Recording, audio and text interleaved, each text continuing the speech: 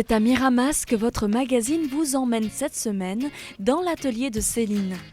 C'est en suivant son conjoint dans le sud de la France que cette Lyonnaise se confronte à notre Mistral. Déjà très expérimentée dans la couture, elle décide alors de créer ses propres chapeaux pour se protéger du froid. J'ai pas beaucoup de cheveux, donc ce froid, ça me prenait la tête, mais ça me donnait des migraines, mais incroyables. Et à l'époque, j'avais une petite tête, puisque j'étais toute fine, toute menue, et j'avais que des chapeaux enfants. Et ça me frustrait de mettre des bonnets enfants. Et comme j'étais de la couture, ça n'a pas été très compliqué pour moi de faire mon premier chapeau. Mais un chapeau qui tienne quand il y a le Mistral, qui tienne bien chaud le front, les oreilles, et voilà, et qui ne s'envole pas toutes les 5 minutes. C'est comme ça que j'ai mis en programme mon premier chapeau, que j'appelle d'ailleurs mon chapeau Mistral. Voilà, je lui ai même donné le nom Mistral, parce que c'est le chapeau qui ne s'envole pas quand il y a du Mistral. Je l'ai tout le temps, et c'est mon plus gros succès l'hiver. Et après, j'ai commencé à faire les charpes assorties, donc ça faisait des jolis ensembles. En fait, j'ai commencé à m'en faire plusieurs pour moi, puis après les copines, elles ont aimé, j'ai commencé à faire aux copines. Et puis après, petit à petit, je suis passée auto-entrepreneur, mais je travaillais à mi-temps. Et un jour, j'ai arrêté mon travail pour passer à temps complet et me lancer dans l'aventure. Avant de lancer sa marque en 2016, Céline a dû quitter son travail pour raisons médicales. Une étape de sa vie qui l'a propulsée dans le monde de la création à plein temps. Ça m'a donné en fait un bon coup de pied au derrière pour me lancer. Et maintenant, je remercie ce qui m'est arrivé parce que franchement, je suis vraiment très heureuse. Je suis vraiment épanouie et contente. Et maintenant, je me dis, mais pourquoi je ne l'ai pas fait plus tôt en fait. Mais souvent, on se met des barrières, on a peur. Et puis une fois qu'on a franchi le pas, mais c'est souvent ça, hein, les peurs. Hein.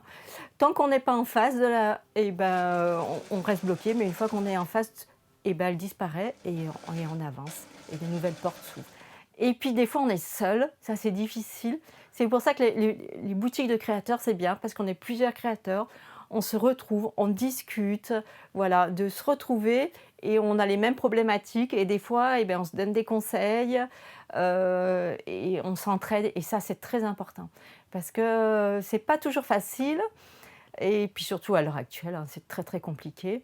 Mais d'être en association, c'est une force aussi très importante. C'est donc sans aucun regret que la créatrice commence à développer sa production.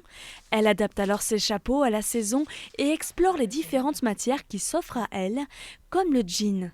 Je travaille le upcycling, c'est-à-dire les jeans.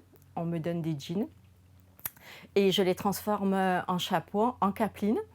Et du coup, ça fait que chaque pièce est complètement unique. Puisque chaque chapeau, tous les jeans qu'on me donne, en fait, c'est incroyable. Il y a toujours des couleurs complètement différentes. On n'arrive jamais à avoir de jeans identiques. Et ça fait, c'est toujours une surprise, en fait. Il faut même réfléchir le jean, la couleur du jean, avec quel tissu je vais mettre pour que ça ressorte bien. Voilà. Et le jean, c'est très très bien parce que du coup, ça ne se froisse pas trop, ça se lave, il n'y a pas de souci. Mais en été, ici dans le sud, j'avais ce problème, c'est que quand même, il était très chaud. Il va bien en intersaison. L'intersaison, c'est vraiment super, même pour faire son jardin, pour faire son marché. Mais l'été, on avait trop chaud avec, on ne le supportait pas. Et donc, j'ai eu l'idée de travailler la toile de jute. Alors, la toile de jute, parce qu'en fait, elle est très aérée et elle pollue beaucoup moins que le coton. Elle est naturelle déjà, même si certaines j'ai utilisées avec un fil doré, ce qui lui donne de la brillance et un côté un peu chic, tout en étant naturel. Et c'est une matière qui est aussi vivante, qui change aussi avec la couleur, avec le soleil, qui va aussi se patiner et qui est isolante, qui a beaucoup de propriétés. Et j'aimais bien aussi le côté écolo qui était moins polluante que le coton. J'attache beaucoup d'importance parce que je trouve qu'il faut faire attention à la planète. La mode, c'est bien, mais il faut essayer de trouver des alternatives. Donc le upcycling, la toile de jute. L'hiver, j'utilise le polaire. Le polaire, ça reste fait avec des matières plastiques recyclées. la laine, qui est aussi qui est naturelle. Bon, après, je dis pas que de temps en temps, il n'y a pas du synthétique, il y a aussi du coton aussi, mais j'essaye toujours de faire un bon équilibre pour être aussi des choses jolies à porter et tout en faisant attention à notre planète. Et pour finir, la question que l'on pose à tous nos créateurs et créatrices, comment vous voyez-vous dans 10 ans? Eh ben, je me vois dans plusieurs boutiques dans plusieurs boutiques déjà, avec ma boutique en ligne aussi, et pouvoir proposer des collections chaque année, comme je fais en même temps, mais pouvoir en vivre tranquillement et être connue. Voilà. Je veux garder ma production, je veux fabriquer, je ne veux pas forcément donner à fabriquer parce que j'ai le plaisir de fabriquer. Chaque fois d'abord que je fais un chapeau, je me le mets sur la tête pour voir s'il va. Enfin, voilà, j'ai ce plaisir-là et je veux vraiment le garder. Je ne veux pas donner ma production à faire. Je veux rester dans cet esprit. En pleine préparation de sa collection estivale, Céline va réaliser un bob en toile de jute. Alors là, je suis en train de faire le haut du chapeau du bob en toile de jute parce que du coup, je vais essayer de mettre au point un bob en toile de jute. Alors là, c'est le tour. J'ai déjà mis mon étiquette avec l'étiquette de composition. Et maintenant, il faut mettre le cercle. Hop. Je mets mes épingles. Voilà. Je mets mes épingles, mes grosses épingles, parce que les petites, elles passent à travers. Et il faut faire attention de pas trop... La toile de jute, c'est bien, mais il faut faire attention, ça s'effiloche très très vite.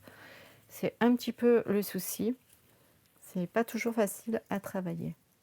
Voilà, je vais coudre maintenant le pourtour. Voilà. Il faut faire attention, surtout de ne pas faire de plis dessous. Il ne faut pas étirer non plus. Il faut aller tout doucement, prendre son temps.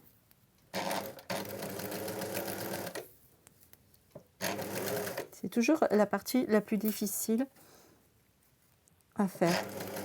Les couturières le savent. Tout ce qui est en cercle, c'est plus difficile. Voilà.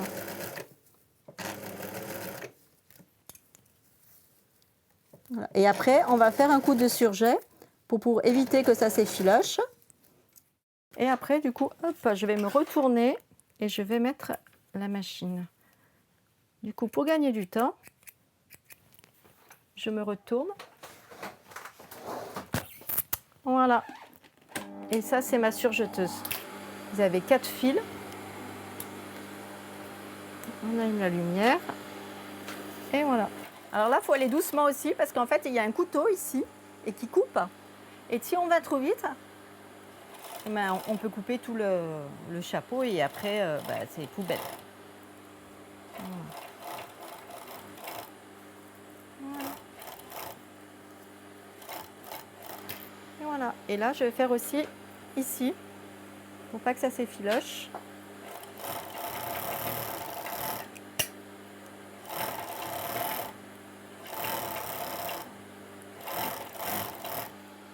On a le du chapeau. Et maintenant, je vais éteindre la machine et je vais me remettre de l'autre côté. Et on va faire une surpiqûre tout autour. Parce que vous voyez, sinon, du coup, ça fait... Voilà, alors là, c'est parti. On va faire la surpiqûre tout autour. Voilà. Alors, on tire, il faut bien tirer en même temps et aplatir, mais pas déformer. C'est une étape qui est assez importante. Il faut être régulière aussi pour la faire à la bonne distance. Alors ça demande de la bonne concentration. C'est une forme de méditation, moi je dis la couture aussi.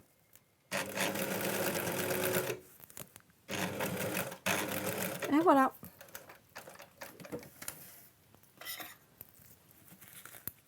Voilà. Et alors ce que je fais aussi, vous allez voir le résultat. Voilà, ça change. Et ce que je rajoute aussi, c'est le petit drapeau bleu blanc rouge, puisque c'est entièrement fabriqué par moi. Voilà. Et je vais le mettre ici, et quand je vais coudre après le rebord, eh ben, j'aurai mon petit drapeau qui va apparaître. Pour moi, c'est très important, et pour les personnes qui me l'achètent aussi. Alors maintenant, on va faire la bordure. Ça, c'est la bordure. Donc je pousse mon chapeau. Voilà. Alors, hop, je ferme ici.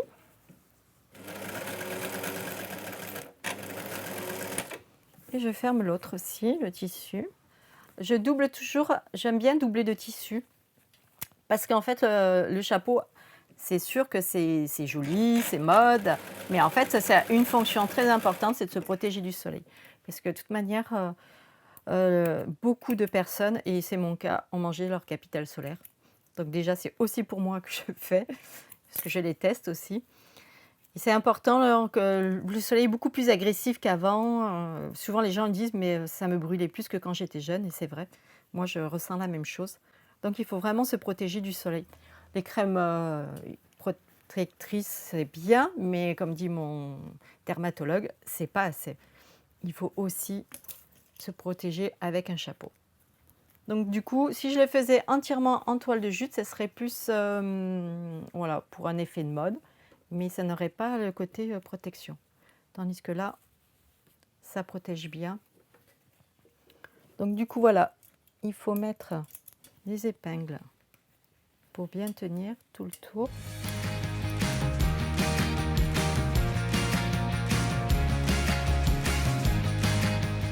Un e-shop des créations de Céline devrait bientôt voir le jour. De quoi vous protéger du soleil cet été, tout en soutenant vos artisans locaux.